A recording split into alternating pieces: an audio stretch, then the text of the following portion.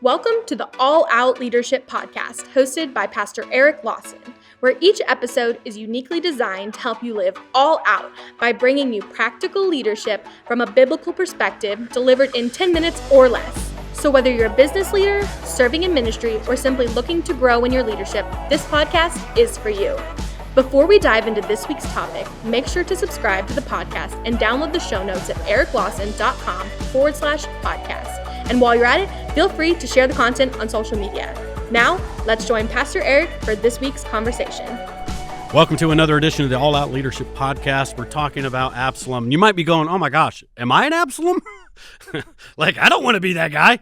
I don't want to be that girl. So am I? So I'm going to give you some warning signs that you could kind of use as a personal checklist to see whether or not you're an Absalom, or maybe you got an Absalom on your team and you're just kind of wondering, are they not? I don't know. Here's a couple things we can go through. So let's just go through a couple things that Absalom did to steal the hearts of people, and you can kind of take a self-inventory. 2 Samuel 15.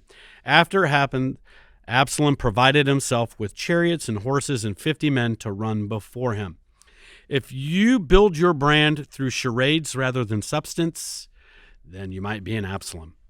Absalom was focused on the exterior. He was focused on his image. He was focused on his brand. He sent other people to say good things about me. Hey, be sure to say, this, and hey, make sure that they know. Look, if you have to get the credit for everything, that's not the right spirit.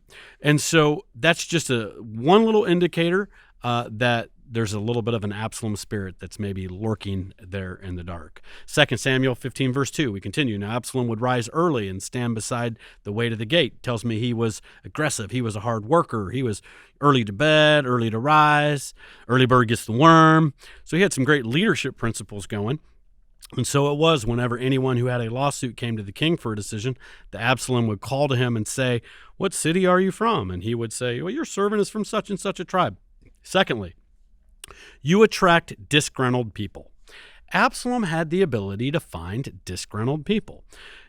If people always seem to just come to you with complaints, I don't know why we do this. And why did they change that? And why do we got to do this? Whether it's a job or a church or you're volunteering somewhere in the kids ministry, anywhere.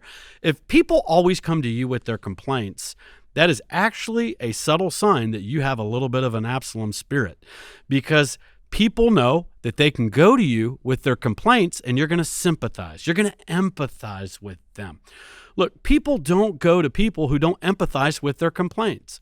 If you'll stop being a trash can, people will stop giving you their trash. So here's what I've always done. When somebody comes to me, I just stop them in their tracks and go, okay, now to me, it sounds like maybe you're about to gossip. Or, hey, have you gone to that person and talked to them about this? Because the Bible says, if your brother offends you, go to them. I shut it down right away. And now, if it's a complaint about something that I'm over, I want to hear that. That's entirely different. But if they're complaining about somebody else, another leader, now, as the pastor, I want to hear what anybody says about anybody on my team, because that's just smart, and that will be in a different podcast we'll get to next week. All right? But if you just find that you continually are a trash can and everybody seems to be dumping everything about the leader on you, then that is an indication that there's just some vibe that you're sending out. Hey, tell me about what you're disgruntled about, and somehow you find some kind of enjoyment in that. People rarely come to me to complain about a leader because they know I'm not going to put up with it, and I don't care about you undermining somebody else. Now, I care. I'm going to stop that, but I'm not a trash can. And so just keep that in mind. Now, Absalom would say, look, your case is good. It's right. But man, there's no deputy of the king to hear you. When they would come to him, he would validate their frustration. He would go, well, yeah, you're right. I disagree with that policy when they make it. Yeah, I don't know why they do that either. That doesn't make, the old policy, our old boss, man, the old leader, man, that old pastor, that other. And they're just kind of there subtly adding fuel to the fire. Now, there was a man named Ahithophel, and he was a primary advisor to David. What we also see is Absalom going after someone who else was disgruntled. Verse 12 of chapter 15. Then Absalom sent for Ahithophel, the Gileadite, David's counselor from his city, from Gilead. And when he arrived, when he offered sacrifices. And so the conspiracy grew stronger, for the people with Absalom continually increased in number, and Absalom agreed with their complaints. So what we see is he just has this agreement, and he's drawing other disgruntled people with him. Now, why am I highlighting Ahithophel? Well, because he was disgruntled, because his granddaughter was Bathsheba, and David committed adultery with Bathsheba and then had his grandson-in-law murdered, Uriah. So there was this fuel that was simmering underneath, and Absalom knew that, and he pulled that disgruntled person to be part of his team. You'll often find these divisions that take place inside of organizations. It's really a group of disgruntled people that somebody was able to capitalize on or monopolize on and take advantage of to turn a culture the wrong way. Moreover, Absalom would say, "Oh, that I were made judge in the land, and everyone who has any suit or cause would come to me, then I would give him justice. If you subtly imply you could do a better job than so-and-so, then that's an Absalom spirit. Well, if I was in charge, or, I know, I just think that's a terrible idea. You know what I would do? Like, if you're making those statements, you're in very dangerous ground because you're subtly undermining leaders. Now, I'm not talking about blind leadership. I'm not just talking, again, about not having a voice, and we're going to talk about that in the next podcast. There's a place to ask questions. There's a place to even challenge certain ideas, but that's behind closed doors, not public doors. It's with the right people, not the wrong people. And so it was, moreover, that when anyone came near to bow down to him, that he would put out his hand, take it, and kiss him.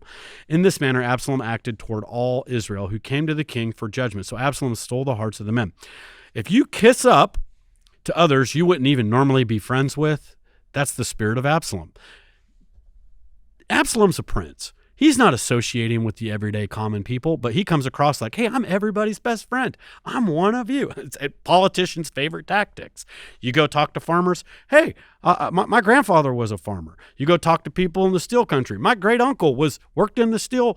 You go to prisons. Hey, I'm a crook. So you just go and try to identify with your audiences. That was funny. All right. So if you're continually finding that you're just kissing up to other people that you wouldn't even want to be friends with, there's an ulterior motive, and that's potentially part of what makes an Absalom spirit. Well, hopefully you'll find some of these warning signs helpful to guard yourself and to guard your culture against the spirit of Absalom. See you next week. Thank you for joining us on the All Out Leadership Podcast. We hope you gained new biblical insight that challenged you to grow in your leadership. If you've enjoyed this week's episode, we would love your help in getting the content out farther. You can help by subscribing to the podcast at eriklawson.com/podcast and telling others about it. Next week, Pastor Erik will be back with another episode. So until then, we hope you have a great week being an all-out leader.